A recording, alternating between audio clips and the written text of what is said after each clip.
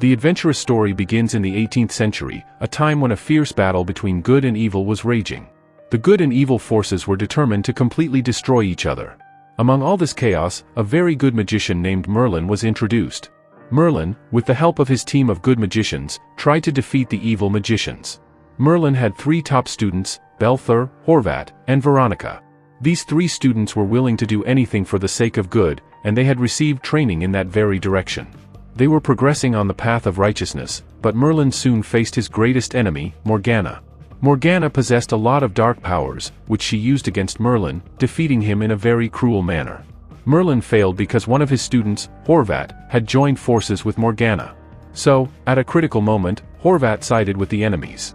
It was known to everyone that if Morgana unleashed her dark magic, destruction would spread everywhere, and humans would have no chance of survival.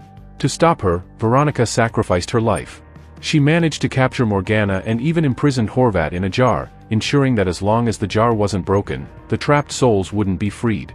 Unfortunately, Veronica lost her life in the process, but she had done something very important. She had imprisoned a powerful sorceress like Morgana in a jar. Belthur was tasked with guarding this jar to ensure that it remained sealed. Before his death, Merlin gave Belthur a ring, one that belonged to a dragon and was extremely precious. Merlin's last words were that only a true warrior could wear the ring, which would guide Belthur to find that warrior, the one who could defeat Morgana.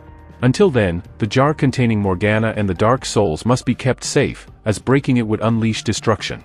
Belthur understood this responsibility and took the jar and the ring, setting out to find the warrior who could defeat Morgana. He spent years searching, but he found nothing. Some years later, the story shifts to a boy named David, who is on his way to school with his friends. David likes a girl named Becky but is unable to confess his feelings. One day, David notices that Becky has written something on a note and is handing it to him. David was extremely happy and grabbed the note, but due to a strong gust of wind, the note started flying and ended up inside a shop that sold old goods and antiques. Inside the shop, it turned out that none other than Belthur was working there, and he had been waiting all these years for the warrior. When Belthur saw David, he felt something strange. He began to think that perhaps David was the warrior he had been searching for all this time. To confirm his suspicion, Belthur immediately picked up the dragon ring and placed it on David's hand. The dragon ring seemed to come alive, sensing David and becoming stuck on his finger. This confirmed to Belthur that David was indeed the warrior he had been seeking all these years. David must have hidden powers within him from birth, powers that only needed to be unlocked, and they would help him fight against evil. Belthur knew this very well and went inside to gather many books to help David. However, at that moment, David picked up the jar, and suddenly, it slipped from his hands, falling to the ground. As the jar broke, a swarm of insects emerged, and a dark figure began to form. It was none other than Horvat, who had been trapped in the jar for years. Horvat had come back to life. Upon realizing that David was the warrior who could stop him, Horvat moved forward to kill him. But at that very moment, Belthur entered the scene. With the help of his powers, Belthur began fighting Horvat. A fierce battle erupted in the antique shop, with Belthur and Horvat exchanging blows.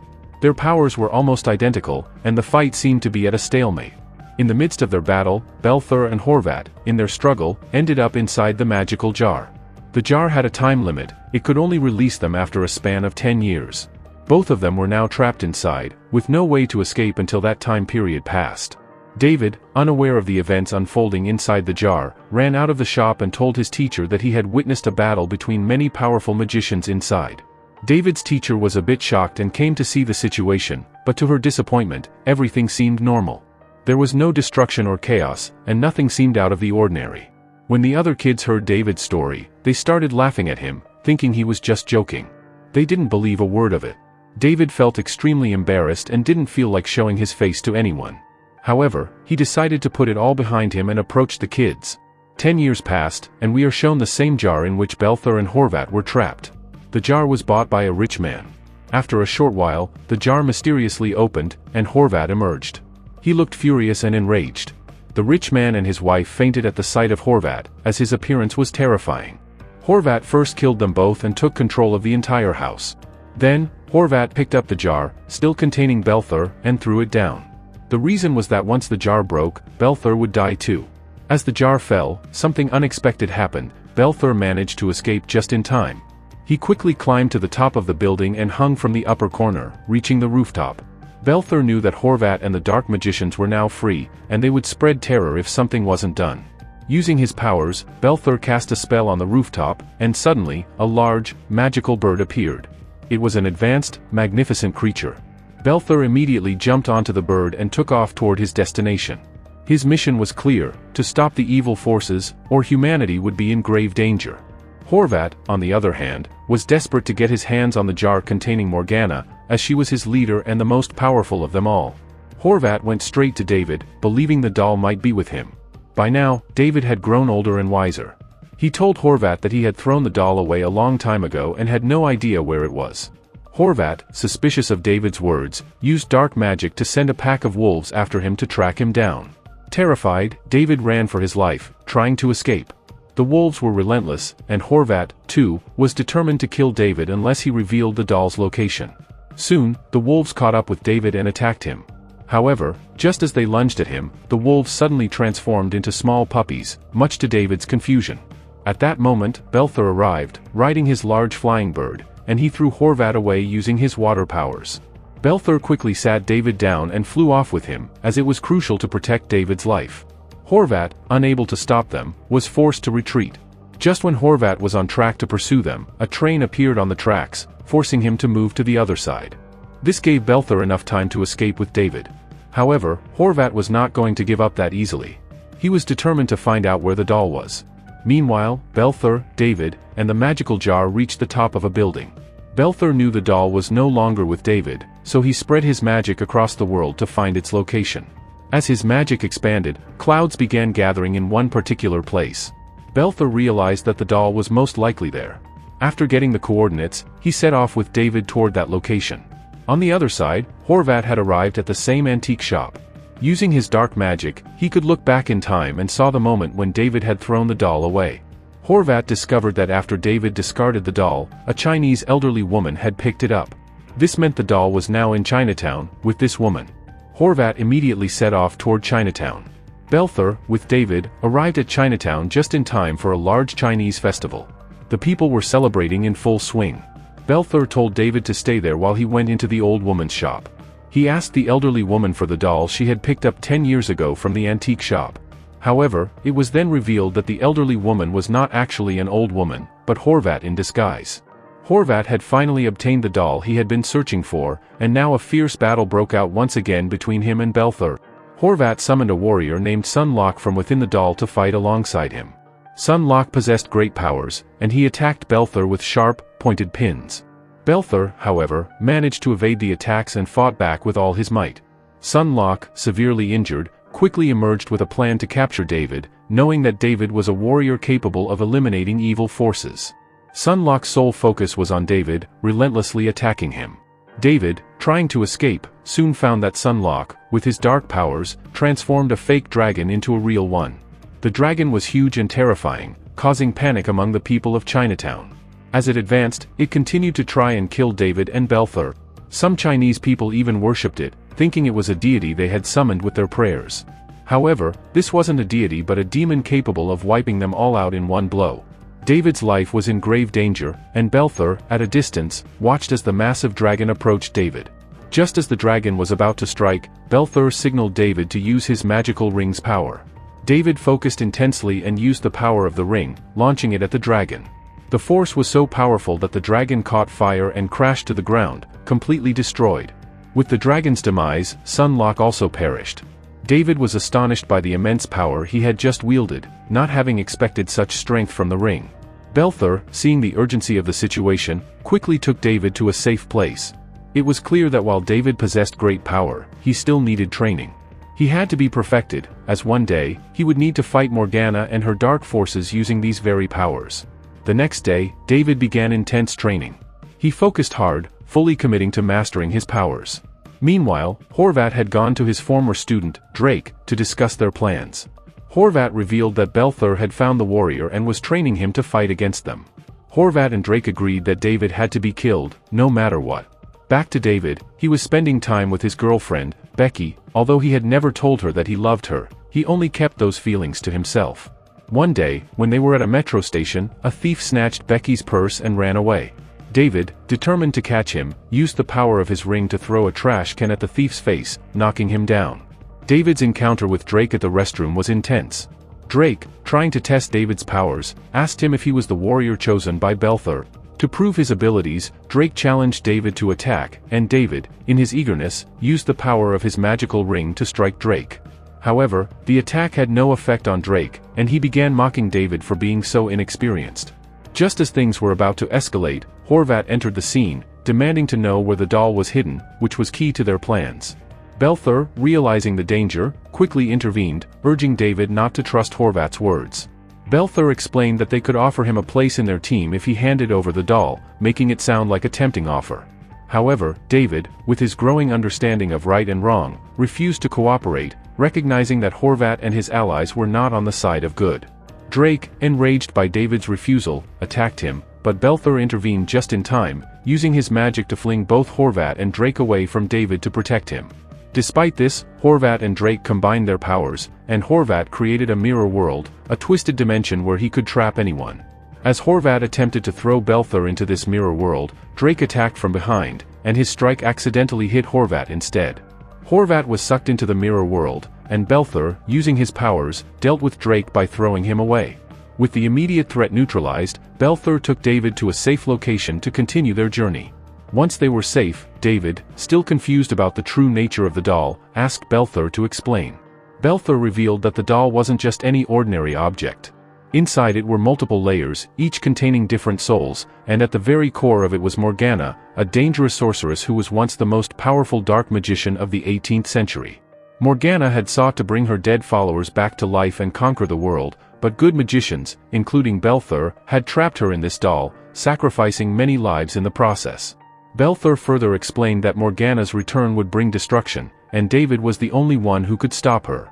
The magical ring that David had received was the key. It had chosen him to be the warrior capable of defeating Morgana. The ring, Belthur revealed, had originally belonged to their master, Merlin, meaning David was connected to a lineage of great magicians and had a destiny far beyond what he could have imagined. David now understood the gravity of the situation and the immense power that lay within him. The responsibility was heavy, but he had no choice but to accept his role as the chosen warrior, destined to fight the dark forces threatening the world. David was shocked by this because he had always considered himself a normal person, but now he realized that he had a very important responsibility on his shoulders that he had to fulfill. David continued training to control his powers. He was training in Belthur's factory, but at that moment, David had to clean the place, and he used his powers for that. He used his magical ring to gather all the brooms and get them to work. For a while, David was able to control them well, but after some time, they went completely out of control. Instead of cleaning the place, things got messy. Water started flooding the floor, and several electrical appliances fell into the water, meaning electricity was now flowing through the water. Fortunately, David didn't fall into the water, but after a short time, Belthur arrived, saw everything, and used his powers to fix the situation. Once everything was back to normal, Belthur scolded David, telling him that he wasn't training properly, and such carelessness could cost him his life. Belthur explained that if a magician gets shocked by electricity, their powers could be lost. David had no idea about this and was only trying to help. He felt very embarrassed and said that he wasn't worthy of all this and just wanted to live a normal life. Belthur scolded David harshly, and because of this, David left. However, after a short while, it was revealed that the person who returned was not David, but Horvath, who had taken on David's form. Horvath immediately used his powers to trap Belthur in one place. Soon after, Drake arrived and helped Horvath escape the mirror world. Both Horvath and Drake advanced towards Belthur, intending to kill him. Horvath and Drake first took the doll containing Morgana, and they planned to use the doll to release Morgana. Belthur, who was now completely trapped, reminded Horvath of their past friendship, but Horvath began revealing the truth, saying that he loved Veronica, and Veronica had chosen Belthur. However, Veronica died because of all of them. Now, Horvath intended to free Morgana and align himself with dark forces. Horvath then fired directly at Belthur using a sharp weapon. Belthar was about to be struck by the sharp weapon aimed at him, but just before it could hit, the real David appeared. Using the power of his ring, David stopped the attack. Taking advantage of the moment, Horvath and Drake ran off with the doll. Belthar and David immediately started chasing after them, but suddenly, Horvath turned his car into a superfast vehicle, and David did the same with his own car using magic. They raced to catch up with them. Horvath had the power to send things into the mirror world, so he spun his staff and sent David's car straight into the mirror world. The mirror world was a strange dimension where everything was reversed, and escaping it was almost impossible. Horvath's goal was to trap them there, so he started smashing mirrors to block their way out. But Belthar managed to take control of the car and quickly drove it into a breaking mirror, managing to return to the real world. Thankfully, they were able to escape before they were completely trapped. Meanwhile, Horvath and Drake had already escaped with the doll, which increased the danger. They planned to break the doll and release Morgana. However, breaking the layers inside the doll required immense power, and to reach Morgana, a lot of energy would be needed. Horvath decided to open each layer one by one, absorbing the energy from each one to build up enough power. First, Horvath killed his ally, Drake, and absorbed his powers. Drake, unfortunately, was betrayed. Horvath then used the power to release the first layer from the doll, a dangerous girl with dark powers. With her help, he kidnapped Becky and then absorbed her power, killing her in the process. Horvath was only using these people to reach Morgana. He knew he needed David's ring to break through the final layer to free Morgana. Meanwhile, Belthar and David were shown traveling to Drake's house, but there was no sign of anyone there. They discovered a location on the map, and Belthar went to investigate different rooms. However, as soon as he stepped onto the carpet, he began to sink, as Horvath had set a trap with dark magic. Belthar struggled to escape but couldn't get out. On the other hand, David had successfully obtained the doll. Suddenly, Horvath appeared in front of David, holding Becky captive. He started threatening David, saying, "Give me the ring and the doll, or I will kill Becky." David, in a dilemma, knew he had to save Becky's life. So, he gave up his ring. Horvath already had the doll and quickly pushed Becky aside, taking both items and disappearing with them. After a while, Belthar, using chains, managed to free himself and quickly made his way to David. David, feeling guilty, apologized to Belthar because he had no choice but to give up the ring. Belthar wasn't angry, though, because he understood that anyone in David's position would have done the same. But now, Belthar knew he had to stop Horvath, or Morgana would be freed. David begged Belthar to come along and help him, but Belthar told him that without the ring, David was too weak and his life would be in danger. Despite David's repeated requests, Belthar refused and jumped onto a large bird, flying off to handle the situation himself. Becky, confused and disoriented, didn't fully understand what was happening, but David noticed something important: Horvath's powers were all contained within his staff. If he could shock the staff with electricity, Horvath's powers could be destroyed. With this plan in mind, David took Becky, got into a car, and began following Belthar. Meanwhile, Horvath, using David's dragon ring, broke the layers of the doll and revived Morgana. Morgana, who had once taken over Veronica's body, returned in her form. She had immense dark powers and now planned to resurrect all her dead followers. To do this, she needed more time and a star imbued with dark energy. Morgana began creating firestorms in the sky, causing flames to hit the building's antennas, forming the star. This was part of a ritual that would allow her to bring her entire undead army back to life. David and Becky soon arrived at the location and saw the star in the sky. David quickly told Becky to go to the top of the building and dismantle the antennas to disrupt the formation of the demonic star. Meanwhile, David rushed forward to continue the fight. To help Belthar, David rushed to the scene where Horvath had launched a fierce attack on him. Belthar wasn't backing down either, trying his best to stop Horvath. Horvath had released a golden bull to chase and kill Belthar. Meanwhile, it was revealed that Morgana's ritual was almost complete. The demonic star in the sky had formed, and it was starting to resurrect all the demons who had died around the world. If this ritual was completed, no human could stop it. However, at the right moment, Becky managed to disrupt the formation of the star, preventing it from being completed. The ritual stopped, and all the demons who had been resurrecting were stuck in their place. The large bull continued to charge at Belthar, but Belthar's giant bird swooped down and carried the bull away. David quickly arrived and used electricity on Horvath's staff, weakening him severely. Belthar also attacked Horvath, throwing him away. But then, Morgana, in the form of Veronica, appeared before them, continuing to attack. She was growing tired, and eventually, she collapsed. David, unable to bear seeing Veronica suffer, offered her his body and said, "Come into my body." Morgana immediately entered his body, and David became possessed. At that moment, Belthar rushed to David, telling him to trap Morgana in the doll and destroy it, or else Morgana would be freed. David refused, knowing that he couldn't do that. After a brief struggle, Morgana emerged again, attacking Belthar. David, using his ring's power, created a protective barrier for everyone. However, Morgana struck Belthar with an attack, sending him flying, and he fell, dying. Veronica, in Morgana's form, broke down in tears. Now, David, collecting all his powers, used the electricity from his ring to torture Morgana, ultimately killing her. The prophecy had come true. David had defeated Morgana. But the tragic part was that Belthar had died. David realized that if Morgana could resurrect the dead, then he too must have the power to do so. Using the power of his ring, David performed a ritual, transferring energy into Belthar's body. Moments later, Belthar opened his eyes. He had been revived. Veronica, his lover, had been saved. Seeing Belthar revived, Veronica was overjoyed. David, too, went to Becky and confessed his love for her. Together, they all rode on the giant bird, setting off to explore the world. And so, our adventurous story came to an end.